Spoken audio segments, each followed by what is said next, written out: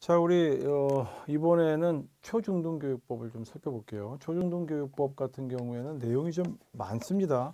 그 전까지만 해도 이제 헌법이라든가 교육기본법 같은 경우에는 그다지 뭐 많다라는 생각, 내용이 좀 난해하고 어렵다라는 생각이 좀 덜었는데, 이 소위 말해서 이 초중등교육법 같은 경우에는 초중등 대상이 이제 초등하고 중등교육에 관한 얘기죠. 유아교육법 같은 경우에는 이제 우리가 일반적으로 물론 유아교육법도 보고 고등교육법도 보셔야 됩니다. 아까 전에 얘기했던 학교교육이라고 했죠. 우리 그 교육기본법에서 이런 얘기 했잖아요. 보면은 학교교육해서 유아교육, 초등교육, 중등교육, 고등교육 이렇게 했기 때문에 그 소위 학교교육의 대상이 되는 유아, 초, 중등, 고등교육은 사실은 봐야 됩니다. 봐야 되는데 그동안 기출문제라든가 이런 것들을 좀 분석을 해보면 유아교육과 그 소위 고등교육은 출제 빈도가 너무 작아요. 어쩌다 한번 나와요, 사실은. 근데 그걸 가지고 그냥 많은 시간, 이제 물론 이제 제가 강의를 하기에는 너무 시간이 좀 부족하고 해서 유아교육하고 이제 소위 말 여기 초등등이니까 다시 한번 제가 좀 부탁드리지만은 이 유아교육하고 소위 이제 고등교육 있잖아요. 요거는 이제 여러분이 좀 별도로 좀 보시기 바랍니다. 그런데 볼 때는 이제 이것만 봐요. 가장 앞쪽에 있는 소위 정의를 내리는 부분이 있고 용어에 대한 얘기가 나오거든요. 이거는 여기까지 한다. 이 대상은 뭐다. 학교는 여기서부터 여기까지 한다. 이런 내용들이 나오는데 일단은 거기만 좀 일단 충실하게 좀 보시고 나머지 부분들은 그냥 한번 쑥 지나가는 정도로 해서 좀 봐주시기 바래요. 이건 제가 지금 시간을 계속 두고 하기는 좀 어려워요.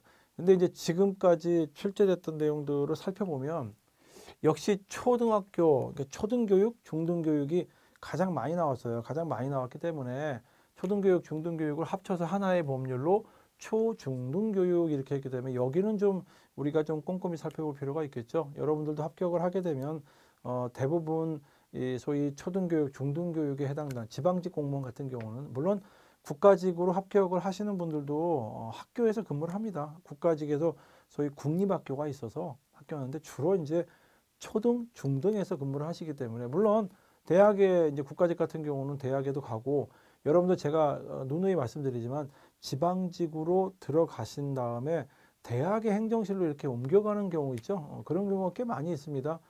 물론 이제 교육부에서 간단한 이제 그 대학마다 약간의 어떤 전형 과정, 뭐 시험을 보기도 하고 어떤 경우는 이제 면접이라든가 이런 것만 치르기도 하는데 그렇게 해서 이제 소위 대학에 국가직으로 이렇게 변경이 돼서 행정실에서만 근무를 하시는 경우도 있습니다. 그런 경우는 이제 대학에 소위 말해서 이제 교육행정을 하시게 되는 경우라서 이렇게 여기저기 정보가 많지 않아요. 그 대학 자체 내에서 정보를 많이 하지.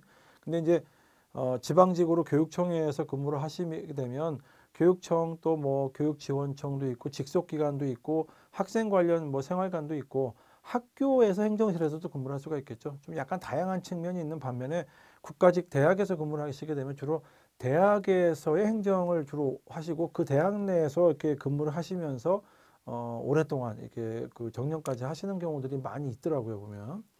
하여튼 뭐 여러 가지 경로가 있으니까 여러분들은 이제 그런 거를 좀 감안하셔서 유아교육과 고등교육에 대한 어떤 기본적인 사항들은 좀 살펴보시고 중요하다 싶은 것들은 좀 체크를 좀 해 두시기 바라면서 오늘은 요 초중등교육 여기 부분을 좀 집중적으로 좀 살펴볼 텐데 이것도 사실은 집중이라고 해도 굉장히 이렇게 저렇게 분석하고 외울 게 많아요.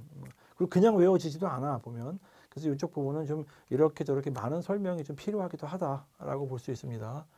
자, 여기서도 제가 꼭 봐야 되는 게 뭐냐. 2조에 보면 학교에 대해서 이야기 나옵니다. 학교의 종류는 이런 게 있다라고 나오는데 당연히 초, 중등이니까 초등학교가 나오겠죠. 초등학교는 이 법의 대상이라 이런 얘기고 그 다음에 중학교하고 고등학교가 있어요. 근데 중학교 과정에 해당하는 소위 이제 공민학교라는 게 있어. 근데 공민학교는 중학교지만 좀 고등국민이라는 표현을 써요. 여기는 고등국민이라는 표현을 씁니다. 우리가 이제 가끔 가다가 보면 학교에서 연세가 저렇게 많이 드신 분들이 저렇게 소위 중학교에 다니네. 근데 중학교지만 그건 이제 고등국민이라는 표현을 씁니다. 보면 그런 학교들이 있고 그 다음에 고등학교도 있지만 여기도 마찬가지로 고등기술이라는 표현을 써요. 고등기술학교라고 하는데 이런 학교들도 소위 이제 직업기술과 관련돼 있죠. 이런 것들만 배우는 학교가 별도로 있어요. 뭐 연령대도 좀 다양하기도 하고 주변에 아마 이렇게 관심 있게 보시게 되면 똑같은 학교인데 불구하고 이렇게 약간 특이한 어떤 대상들이 계시는 분들이 좀 있거든요. 교육의 기회를 좀 놓쳤다거나 여러 가지 어떤 사정 때문에. 그래서 일반적으로 이렇게 초등학교, 중학교, 고등학교지만 중학교 과정에도 이렇게 고등국민이라는 표현을 쓴다는 거, 이것도 꼭 이해해 주시고, 그 다음에 고등기술학교도 있고 특수학교라는 것도 있습니다. 특수학교. 이 특수학교도 초, 중등, 초등, 중등에 해당된다는 거.